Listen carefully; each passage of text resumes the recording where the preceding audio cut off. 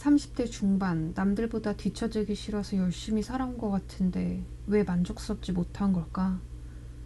요즘은 실패했던 일들만 자꾸 생각나고 자책하는 나를 발견하게 되더라고요. 내게도 행복한 시간이 있었던가? 언제부턴가 기억이 잘 나지 않았어요. 나라는 사람은 언제 가장 평온하고 행복한가? 어떻게 살아야 행복하지? 끊임없이 제 자신에게 질문했습니다. 이 영상이 끝나고 나면 그 방법을 찾았을까요? 이번에는 제가 보스턴에 다녀왔습니다. 항상 여행으로 떠났는데 이번에 비행기를 탄 목적이 여행은 아니었습니다. 삼촌이 사셔서 초대받아서 편하게 방문을 했어요. 보스턴의 겨울은 정말 춥습니다. 제가 있던 날에도 눈이 참 많이 왔어요. 계속 이어서 어떻게 하면 행복할까에 대해서 이야기를 해보려고 합니다.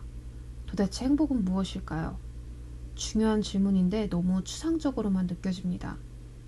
저는 세계 여러 곳을 여행 다니면서 여행을 다니면 행복할 거라고 생각했습니다. 반은 맞고 반은 틀리다고 생각합니다. 그래서 반은 행복했고 반은 행복하지 않았어요.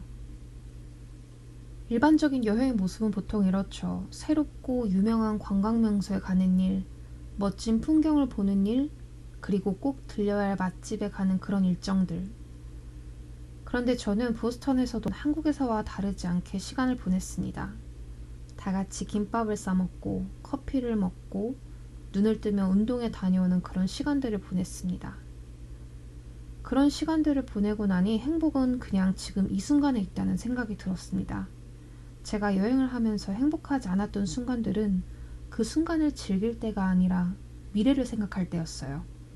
제 마음이 미래에 있을 때 저는 행복하지 않았습니다. 여행이 끝나면 돌아가서 내가 해야 할 일들, 밀려있는 일들, 부딪히지 않고 싶은 순간들, 그런 순간들에 매몰되기 시작하면 여행이 끝으로 다가올수록 허무함이 밀려들었고 불안함이 들더라고요. 오히려 좋은 호텔에서 좋은 음식을 먹고 제 여행이 화려할수록 더 그랬던 것 같아요. 이번 보스턴에서 보낸 시간은 오히려 잔잔했습니다. 물론 특별한 순간들도 있었지만 그저 그 순간에 현재를 감사한 마음으로 지냈어요. 실제로 보스턴에 있던 일주일 동안은 가볍게 일기도 썼습니다. 오늘은 뭐 했고 뭐 했다. 그런데 그 뒤에 꼭 감사한 마음을 덧붙였어요. 감사일기 같은 거요. 그 예로 저는 보스턴에 있었지만 뉴욕에 다시 갈 거라고 생각하진 못했거든요. 제가 뉴욕에 마지막에 갔던 때가 코로나 터지기 직전 19년도 말이었어요. 진짜 5년 전이었고 그때는 캐나다 동부 메이플 트립과 퀘벡이 목표여서 뉴욕에서의 시간이 너무 짧게 느껴졌습니다. 그래서 너무 아쉬웠고 언젠가 다시 가겠지라고 막연하게만 생각을 했었는데 보스턴에서는 서너 시간이면 뉴욕에 가더라고요. 그렇게 뜻밖의 일정으로 뉴욕에서 1박을 하고 왔습니다. 너무 감사했죠. 5년 전 타임스퀘어 앞을 다시 오다니, 그때 들렸던 기념품 가게를 다시 오다니, 제가 여유롭게 자전거를 탔던 허드슨강을 다시 볼 줄은 정말 꿈에도 몰랐거든요. 그리고 뉴욕에서 돌아와 보스턴에서는 다시 평범한 시간들을 보냈습니다. 오히려 제가 떠났던 여행들은 짜여진 일정에 맞게 지내다 보니 첫날, 이틀째, 3일째 이렇게 시간을 세며 보냈는데 보스턴에서는 그저 제가 주어진 시간들을 보내며 현재를 살았어요. 시간이 있으면 책을 읽었습니다.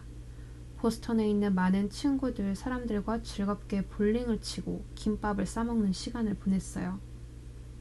특별한 경험도 분명 있었습니다.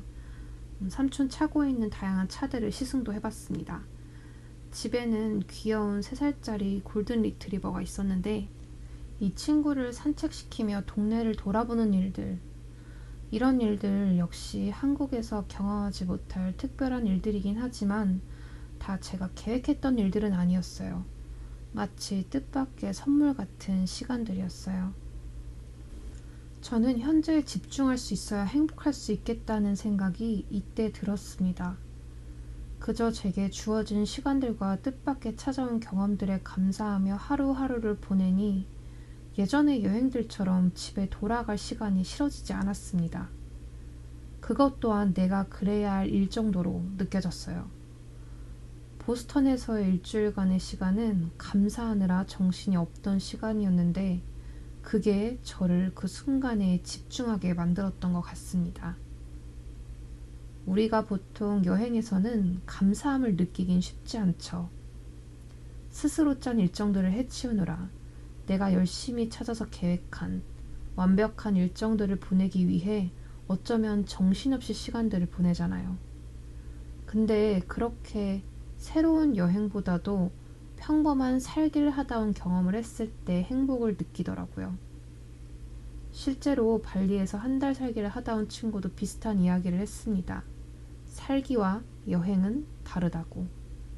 살아가는 순간을 받아들이면 그때 행복하더라고.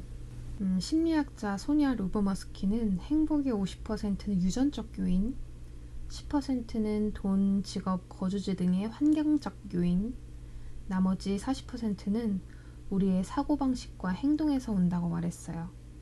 즉, 환경을 바꾸는 것보다 지금 현재를 어떻게 받아들이느냐가 훨씬 중요하다는 거죠. 나는 행복한가를 스스로에게 물었을 때 그렇다고 말할 수 있는 사람이 과연 몇이나 될까요? 저 역시 저조차도 쉽게 대답하지 못했는데요. 결국 주어진 것을 받아들이는 태도, 내 주변에 존재하는 모든 것들에 감사하는 마음이 행복을 만든다는 것을 저는 보스턴에 다녀와서 깨달았습니다. 제가 소울이란 애니메이션을 참 좋아하거든요. 이게 인프피들의 인생 영화라 할 정도로 유명한 영화인데 제가 한참 심리 상담을 받았을 때 개봉했던 픽사의 영화입니다.